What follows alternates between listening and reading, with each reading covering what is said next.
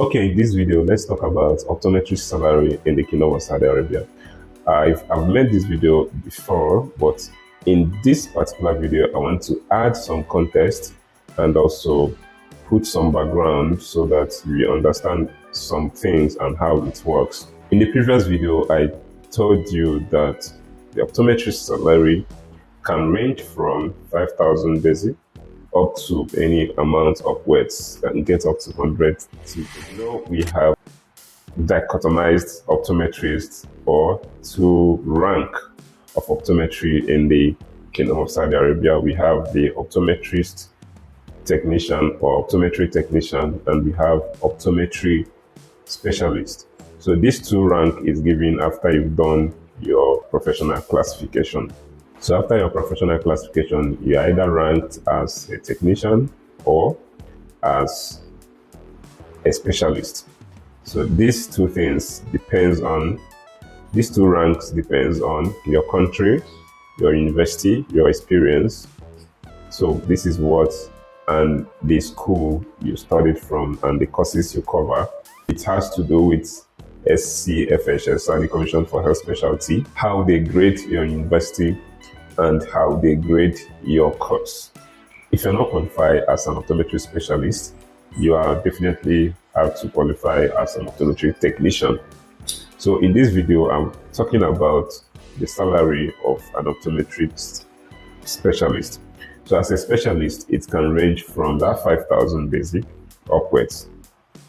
As a technician, you can expect from 3,000 maybe to 5,000 depending. So I'm just giving you a range.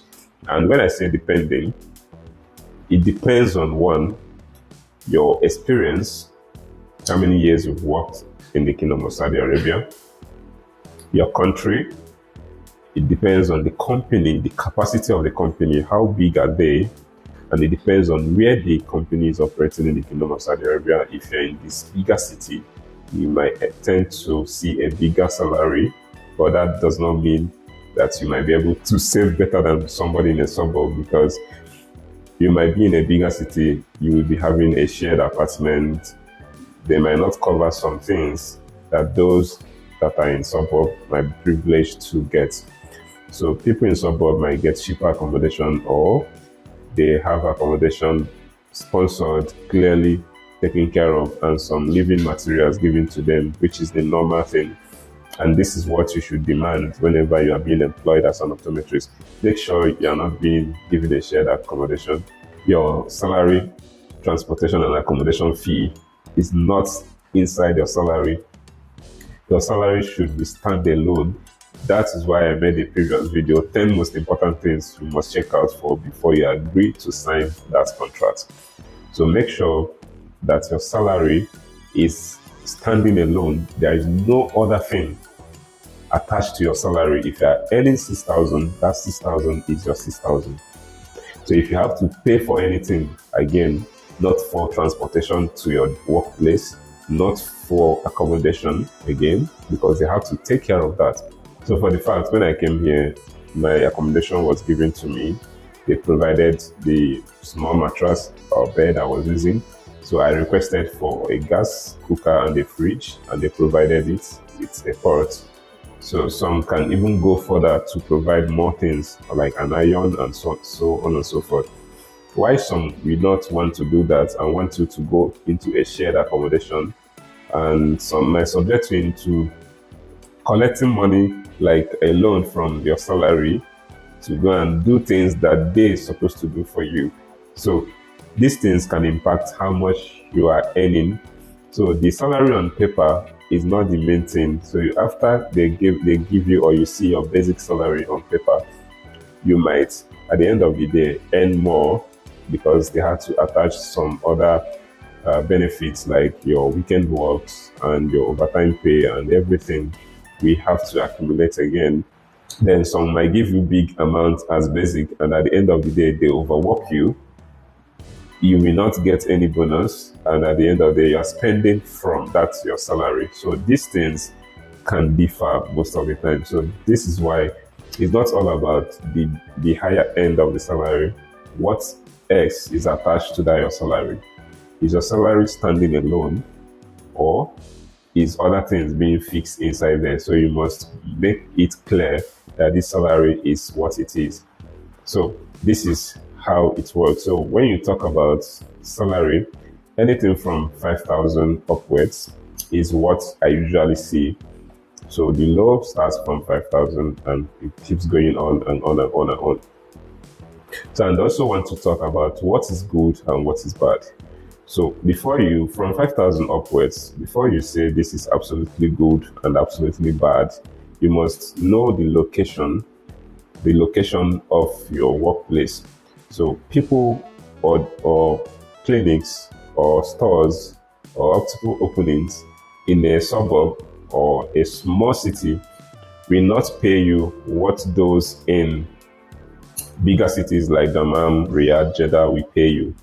And those in bigger cities should not be paying you almost the same amount with what those in suburbs are earning. At least let it be, let's say 500 Saudi Riyal above what those guys are earning, because the spending power in these two places are not the same. In fact, in a suburb, you might not spend anything because you're not doing anything. You can decide to only use your 500 Saudi Riyal in a month and it will be enough for you. You will save almost 80% of your salary. But those in the big cities, sometimes they do not live close to their workplace. So sometimes they, there's a lot of things that might take out money from you, but it depends on how frugal you are to be able to curtail yourself from spending. So this is how it works. It's not all about the big salary. So when you see your salary, first of all, consider the location and compare what it has to be with, or it can be. And if it's not a big city and it's in that range of 5,500, 6,000, I think it is fair. Not absolutely good, but it is fair. You will be okay. But if you're in a big city and you are seeing 5,500, 6,000, be very careful, because you need to also understand what are the things attached to that salary, because you might be working so much, you might not even have space for yourself, and at the end of the day, you are being paid such amount. People in the suburbs, sometimes there are some places if you see 5 people in a day or 2 people, highest 7 people in a day, apart from the main seasons like the Ramadan seasons where you see much number of people. But apart from these seasons, you might in a day you see 1 person, 2 persons, 3, 4, 5 persons in a day. So for those people in a suburb do not usually see large amount of people or patients, so they don't feel stressed. They don't feel stressed out, and they will have time to do programs, to run things, to use their phone, to make videos, to do online courses, do a lot of other things, because they don't feel stressed so much in terms of the demand in the work. It all differs. So anywhere, anytime you see a job contract, confirm of the location of the job, exactly where is the location. Is it within the major city, or is it in a suburb? So if it's in a suburb and the salary is a little bit less than what you're expecting, you just have to confirm from those already working in the Kingdom of Saudi Arabia within those suburbs to know if this is okay or it's not okay. But from my own experience, 5,500 in a suburb is good to start with. Then if you complete your contract, it keeps increasing. If you work weekends, it might top up to 6 or extra money on top of that basic. When you see basic, it does not mean that that is all you might be able to earn. So you have to verify if you'll be paid for your weekend works, if you'll be paid for your extra time and all those things. This is what it is. You have to always, ask questions, verify the location and what is obtainable within that location. So that is it. Sorry, I'm sounding somehow. I had a little flu and I'm getting better.